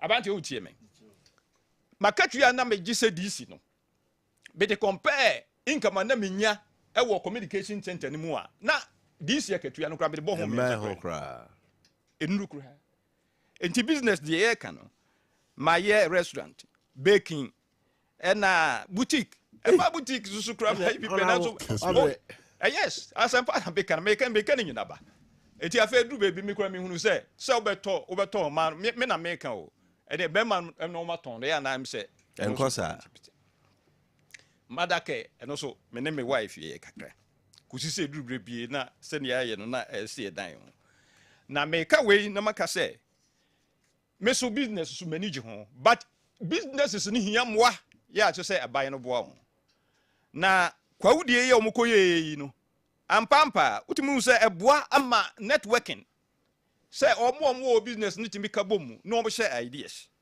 enye no nko a omo suggestions any say enoma ha omo say bia o ye kire ya adwene ne enoma ha omo no sa aban no etimi tie no de ye adwuma na bia aban no policies bia ya wo ye no o de boa eno so etimi ko yie pa na omampani ono kra man experience de me so me come experience yi enyina entimi de business forum no we feel say a fantastic opportunity a yes say to aso enya ndisi aban ko a aban bi obeba bia na eso to aso na memra mabanti yesu de no woka you see MPP for me pesa me boa mo na me mo consult kakra bi just a minute me de make can say Ghana for no ya ye kasa kire won no Ghana for ya omutie o no bebre no sebe wo mo nim de pa o enti ya man kasa nkire Ghana for ti se sebe nipo mo omunim de e basa na aye ti se wo mo intelligence de abuse me hu se de minsinka no ase de ye pese ye kire se Ghana for wo mo sebe mpreduasa wo mo eninim de na se omunim nyansa MPP for enoma ye kuti omo pa bato emu eni nsema ye omo kan ya omo take it for granted omo fi the Ghana for nim nyansa kra ba ko ne de free senior high school MPP for NDC for omo bom betwam bebre nim sa sam nya nokre free senior high school no obi nim sa ba bia bia no nyo enye wadwen so betwam obi wadwen so be ye ni yi hwe former education minister adutwum obi ana me respect no pa because minim so Pentecost ni me yonku Kristo ni eda ya adutwum ka say NDC for mo ba free senior high school on betwam se pe me respect aya me wodi man nyina no ekowe afa mi hunu a na mi hunu say ordinary politician na o kasa te say politician se ya MPP for mo kasa yi ensem wa ya abranche ba ya obeka ya nyina o ka duty asem no mo a mo hihye de to ho no bosome miensa bosome nan ho ade ba obetumi asesa no sikasam ti say ya wo ba ya wo se bosome miensa ba be esesa duty enya de ya obetumi aye because o man no se de mu sikasam mu gya ho a ya o mampani nanado abra ya o de ne nsam nyina kwa wie ya okokọ kasa ye e wo parliament ya ama kofi bi bua eye dey ebua no ebua asem na no wo hwe na nimu anu o de te opa wutimi se papa no sabi mpreduasa wo nya kura nkasa asem no kura nkwa koka wo hwe na nimu a ya na yiri bufu ya o so onche o bibia asem a ya wo hwe mampani animu a abra ya ama kofi bu a ebua no asem o kan ye na no wutimi se papa no wonu no kura so kaka asem eno kwasem na wo hwe na nim ana video no de ko ya hwe o ha no de ne katere makwa he ne mfunu baako na kire se wo hwe na nimu a wutimi hu se enkoyie kura saa na mrante ne maba we o communicate so ma ya se ena bosumi miensa pe NDC fo ba ye ya de ka no ti se economy no ti se ka mo atwini condemn ama Ghana aye o man sansani O man sansan ya obi aso omo yebosia. Ade ya so jabai kura anya mo ayebi. Mo atwa sika gumo am ye sika sayas ni sika bia. In the year 2022. Ghana sika esai esne sika bia wo wiase according to Bloomberg. Emma Sri Lanka woman na no kan ye ho a ne ye sika se omo sika se asne ye eti se ye de.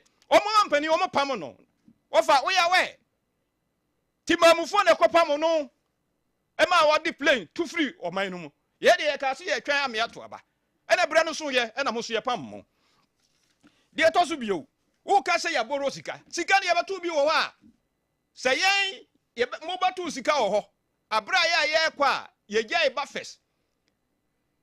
Na mo beto sika wo ho no. Mo ba ye no entempa no mo boro sika wo. Na sika ne bi ni ho. Na se wo ba, na se wo ya ba ya. De ne se so ye. Ya nya wo hwe. Busia na na so bo. De to so bio. Wo ka exchange rate. Exchange rate be na mo gya ye ho a ya ye beto ya bo so me miensa pe. E de be na asesa. Okay. Bibi bia ya enko yie bia. E ya buy we say. E na agya ide ato ho. Afa ni ehihye no ma. Okay, right. Enti ti sesa de make no. Ka bia so obi twini condemn a. Usomu a. You so ehihye kakra kransa na odi asikwa. Okay. Me that say. Enti economy no o mo twini condemn. Okay. Me that say. Right. E na fa yi e na ehihye. Ti nyame nti no ye be hihye me na yedi. Okay. Honorable. Me that say. And 70 be your ha. Just 1 minute too, because I see a call a mining issue. No, Honorable confirm me as I'm not making. One, say NDC is clueless about managing the Ghana economy. Ghana economy no, omuntimi enshishe managing na boa businessmen. Because the economy will be the jaw 5.7 growth rate. Open budget and also the will be grown 4%. Because one day of a catch there say. Kessben. Agency bien who are ready so Bobo Ghana Bosia. Me bacho mi bisa o. Yewra ato forcing. Anya no de let buy say or say IMF so mo $380 million. IMF new agency. Domestic market now ma borrow be 76 billion Ghana cedis no. Omu kwa yom ka so mo Bosia. So no is neither here nor there. Of I cap port wasem. They say the NDC 4% catch there say say 24-hour economy no mo kan ye no any import duty no mo ka so mbo mbete so na say na ye for political gains inti no mo. Okay. E be that say. E brand nti. Honorable. Ma memra so na ye hwe. Lance minister someone kafa Tanonimre Forest. Say akonta man e fo twitwa ton ma manfo say no nti we come license so am so statement on the aba some crowd ni concession crowd o can say. Before then no. Se me ka say obia so mo ebusia em so ya we ofa wo so ya we se ni ye default yen busia ekobo ye sie ntimi ntua enti na obia so mo ebusia no wo ya we abante nso aya wo kasa no nso ya we se international money market de se ya close eno asem na meka. Okay. Eno asem na meka na enso ye no kure obia agitum se nne Ghana ye se ekobo busia wo ma no ne a bondholders obi eni ho be mayen. Okay, right. Yakoye nim. Eno no chese Ghana say your company enka sabre ye bankrupt. Right. Yakoye nim. Okay. Akonta mining. Aduru bra ye say ye hwe me ba na mo discuss. Look. O say onim ho hwe. But nipa omo ye ho adwuma ni nyina de wudin na ye. Nipa ya omo ye adwuma ho nyina no e de wudin na ye. Say akonta mining. Na utie de minister no kana.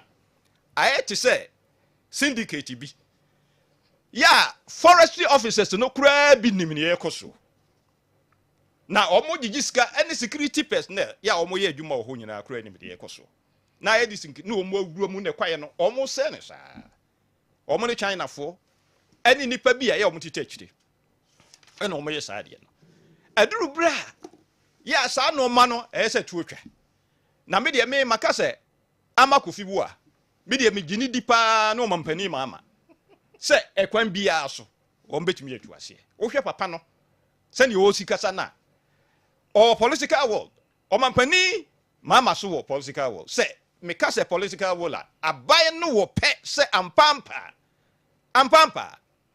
nyesa ebia se akonta mane omo eye illegal mine na so omo ye galamse na ono mampani aba begino me de me sabre ya me de minim ni se akonta mane wonye galamse bia enya ne kano no abrekura ya sabre no energy ministry dia ba se akonta mane no oye illegal mane se wo no mampani no kura mpo no sa wa stop no a ewu hia so ba be obegina ho be kasa asem no na che sa wo hwe no kutuba me kai mampani na nado asem na me kan yo so kai se bribi o kan say on the as far as he knows no or as far as he knew no akonta mine onye illegal mine bia okay so ka sa asem yeah enya ne ka no nika ene ne ye ene de ama kofubu a wo ye no se no ma ya ekoso no esese mu wura ho na mpampa excavators ene nipa omugu ho no mu yi omu firi ho eno na ama kofubu a wo ye no oso woni mu enipa no omo woni nyina omu de wudi na eye se woni mu ho hwede a adenti na wo se wo fi se wo concession bi be ho ene obi si akonta man ne edi mu ne ye bibibia adenti na o mane na adi ahụ aduru bra ya esese yema ya ni biri o na galamse nsensem ya ebinum asede ukoka ebinum so NDC fo ye bi MPP fo ye bi ni ade no ofa aya ni biri sempa ya sa bri abai bia ya oho bia asede MPP abai oho ni e ka ho asem no ese ekoso ni e ka bi de me metna ha na me nka so NDC abai aba e ma ba nti se bia galamse ekoso a me meka se galamse nkoso dabi me nka sa ana se galamse ekoso a ne se nipa bi eye ne se minim se bi omo ma ba mu a me ba na ma ba de ma ba defend won ne maka se de omo ye ne galamse ti se de omampani na nado no anu wo ka no nye sa na ye no enye ne ka no nya ne yo no so ahu se wo omampani no ka sa de a hwa de betumi aka ho asem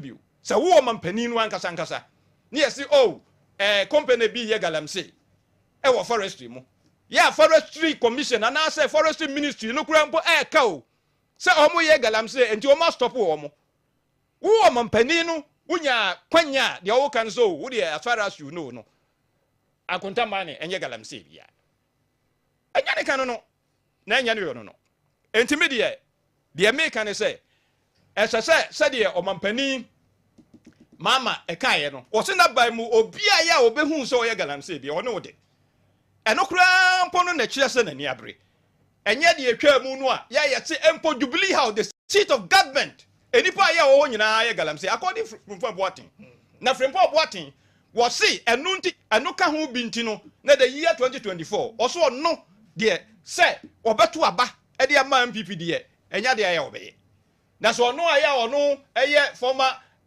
flag bearer aspirant why founding one of the party why minister pen so no want to abama MPP a meme ekwo frempon na me nko to abama MPP okay but that's it enti no that's it de ye kan say galamse no de ehun sensem de say de beto ye no ana enko yie no ye ni abrese be ye ho adwuma na be giri so mampani mama o peso be right but that's it and about is it ofa me that's it galamse ehun sensem ofa you galamse ya dia ese o man no edi o man nya over Ghana ha say kamia ye say galamse for take over the country as o man ye powerless na o hwe nsunsuan so bone e de ba ofa no de ye nsuo sem ofa ye nuane ofa hwe mabuna esei hwe etuo ne niema abo man ni mu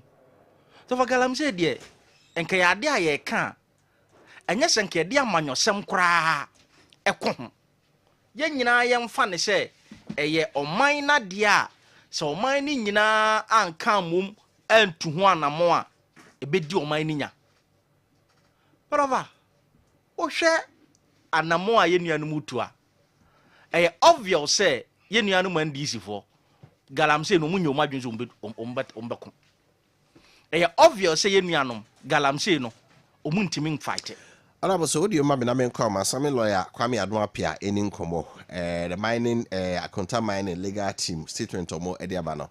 Good morning. Good morning, Mira. Bachana ho ye de. Nyame admo de nanso ache. I own statement be a mode atudwa efa ensemo a minister for lands and natural resources Wofa Kofi Appiah say Akonta mining for enama galamsey for say Tano Nimri Forest. Now, much less okra no money concession be out. The same minister I cast the more interior common license nina no enim. Which much mukakra? Yo, me that similar. And okra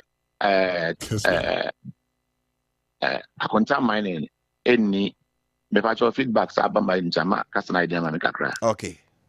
Akonta mining any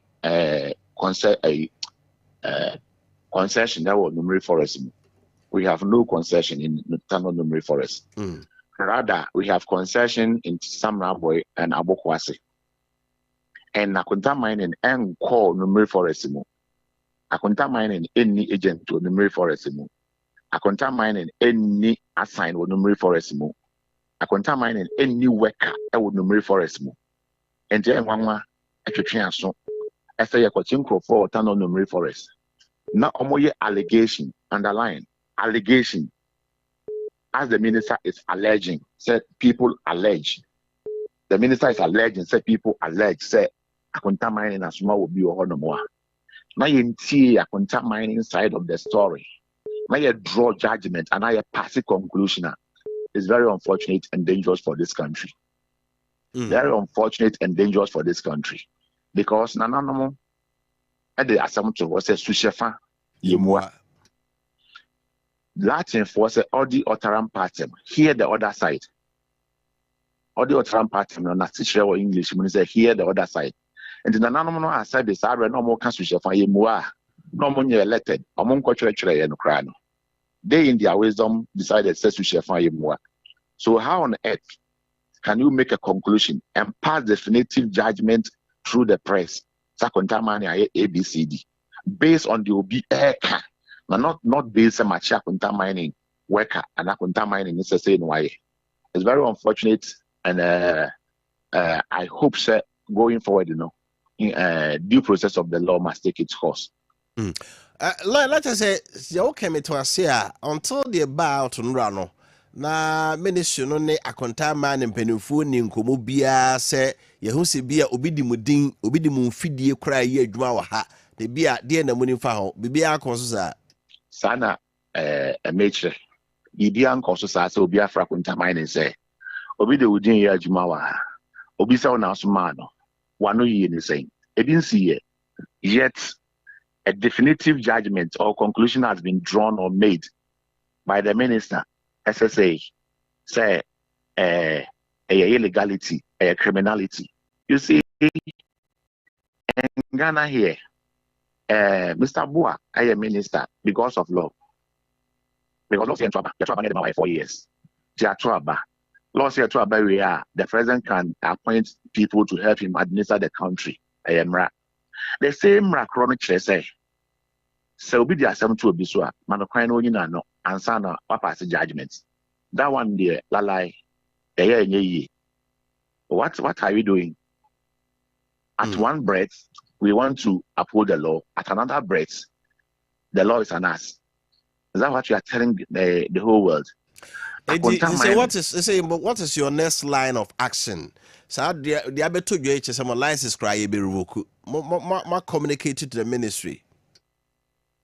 As we speak, we get the press statement about saying that here we would going forward we would take the necessary action, engaging the ministry to state our positions that we are not the culprits. If those are who are going to say they should deal with them. We are against illegal mining. Let me tell you something, my brother. Akonta mining concession Samurai boy. Or G-Lease anyway, G-Lease down to me assassins. So you have to do the necessary paperwork, environmental impact assessment, and then entry permits of assassins. Before we Akonta mining entered onto one concessions, part of it and copper mining the break up. I just Akasiaka now. Akonta mining is a dangerous for one operation in the neighborhood. And so what we call backfilling and answer because a reclamation of the land. We were 18,000 coconut trees. That was asking so I'll call now. Was a coconut plantation, 18,000 trees, planning to plant another 32,000 on portion and for I said no. Akonta mining ya galamsey company, a large scale mining company. And to a responsible company just like any other expatriate mining company. But what corners will be say at the now continue to on the forest. Now they share Akonta miners, just unfortunate. You try by we now or Ghana December. Around December money thereabout was a January thereabout. I could damn for because Bora a friend say AG concession more Abuasi. You see here anymore 7 years. Right. Imagine says uncle for no mutu no say other portion of AGA concession now so because say AGA by AGA authorize will be as a call AGA authorize will be a the see any move the wound prepare there I hear Kasa and Crawford me as some compensation free AGA or court. But that is another discussion for another day. But the inference I made run analogy I made run is say even AGA or the cage or the wire mesh ajehwe ehwe and Crawford make that mu penetrate here. Ko say you are going to mine. Omo mining ho ko mutimi mining na e ko say nsu e nearby. Was it the fault of AGA na? There was a big issue dealing with Galamsey. Okay. So you can say yes selective justice. Now you pinpoint to be a very dangerous mine. Yes, I contain mining. I say allegation is I contain mining. I say cannot ensue. Cannot ensue the source in the Samra boy. If you baby net became more Samra boy. A free a straw bedroom baby Samra boy or ensue any other project and many woman. A free baby cannot river eba bisi Samra boy I bang baby a contain mining concession one. Ensue any other and I said that answer is an inti. Okay. Right. I say for sure right. But ensue be anyone if that's why okay. I reverse direction. Okay. And inti but yet Kokatachia could you now say a friend say I contain mining. Okay. Upstream no. Why not say no? Right. Like yeah, Brandon T. You do be here. In inside appropriate time no. Mo benya bre na nchichimu akenyi na so no. Mo dia tudwa ama de omu bia no. Ministry nso hu na yesu ehunu de omu ne ehunu de waka mo no kre. Sebe ya Ghana fo nyina dream na ebe ye omo fine. And also be ebra onyame anope. Like Kwame Appiah ono na okaliga team of Akonta mine how ekutie no enkan.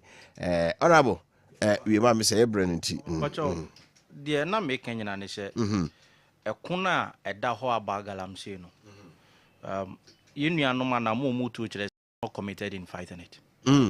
Yes, because sa kun we fa say what the politics di animu pe ekunu nyina say. Ye nyina ye nim say all the major political parties, almost all stakeholders e Ghana ha. Ye wo mu ye nkofo wo mu ye say adwuma ni bi. We all know. Me of why DC pen. He knows. Me my DC pen. I know. And this year the politics di animu pe of antokwa na say. Ye nuanom sha free opposition. Ye kachire wo mu sentokwa ye ku abagalam say so mo de politics here there entokwa no enkosi hwe because galam say 2013 e ko so ma ye wura unicef say ni kura ka say galam say asem kronka biu ye wura mama first time and the to so ba ya amana bedru ba bi adru ofa enne se wo kwa ademra ba bi atobutu ya ofa adru fie o me ne wo ka say wo twam a main road police station on Krenya Krebetu. Emprempren and make us here. But yet Hana yedi edi agro. He asama abeya yeura amabua miminimza galamzo ntiminko. Ja. Ovana wo Ghana betimi akasa o mani destiny wo yi yeura mahamba free hwa. Now no the fight Ghana ye survivor galamsi. You be all tough. Ye be a shawonsa. Over here, no, okay. Over what why a PR, over Mr. Yambra, no, yeah, of a Yambra, you know, be boom. Over Mr. Over Mr. Enra, of why a media Jumache, dear course, ye PR. A PR. one wo jina minister asem ba to wusu no va na wo te wona wusu na e te be right that's it me time targeting akonta mining ye nyina ye nim me se yewura wuntumi akonta mining so obi etu galamse ofa che no enye se ma revoke license ofa che no ye nyina ye nim se de wo ye ntiga na ha no yewura wuntumi company akonta mining kwa na ye ka se ye galamse asema adoma pia kan asem ofa ko Kenya ase Newmont concession me time na so okwa galamse fo a age concession na omutu mu amana ento ofa beto aka Newmont ye galamse right me that's it me time nti honorable 1 minute Kofi ama Kofi bua obetumi akopa okay na me de nti am so obetumi akone se me ya na me onipa ya omonkasa bebre said me ni owura Captain Chika Kata ye no mo yadwuma that time ye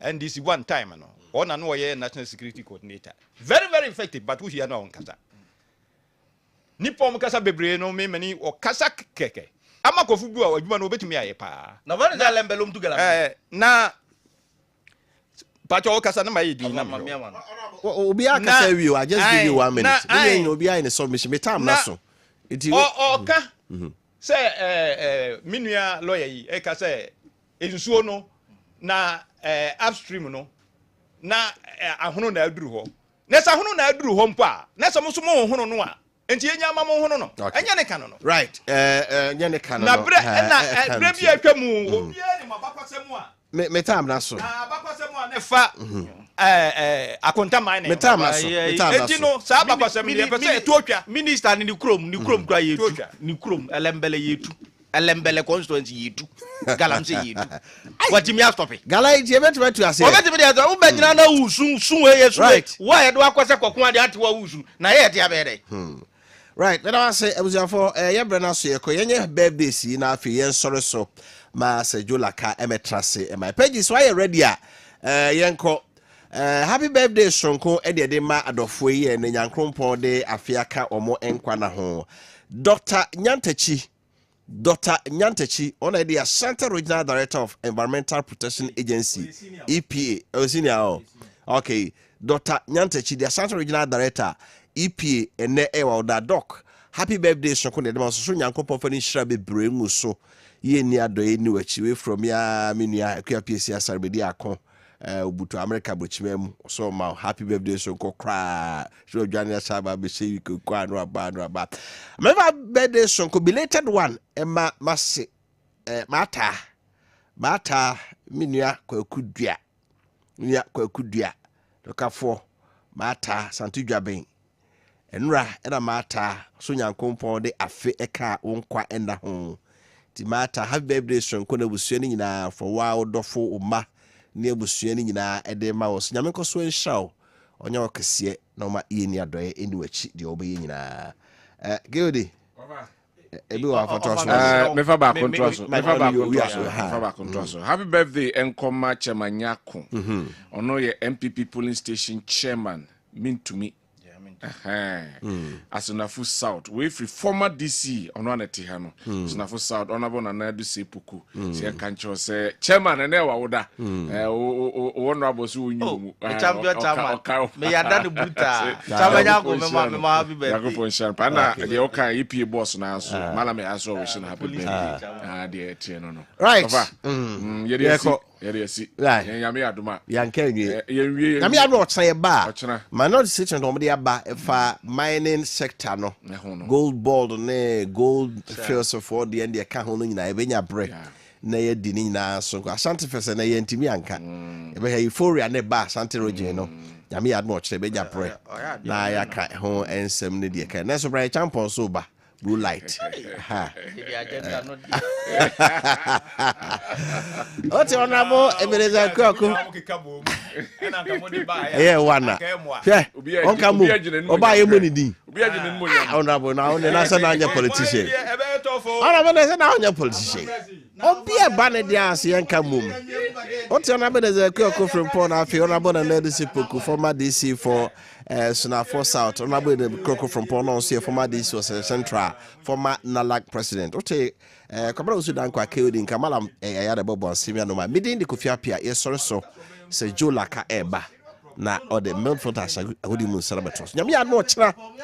The best high ababio. Ya cramo. We'll be right back. Gotta pay some bills. Ball bon centre and sisanda simple to couch more yako half time and the mood day mumiaswa ubetimi ahwe de abwetwam meneme now for 4 budgets so good day centre ni so etisenia me wo ho nanso me wo fia me hwa good day clear every March 3rd ekosi April 30th for Mastercard no diga to ya niam wo online announce tom nenya akwanya ubetimi wini akohwe UEFA Champions League finals anyone now for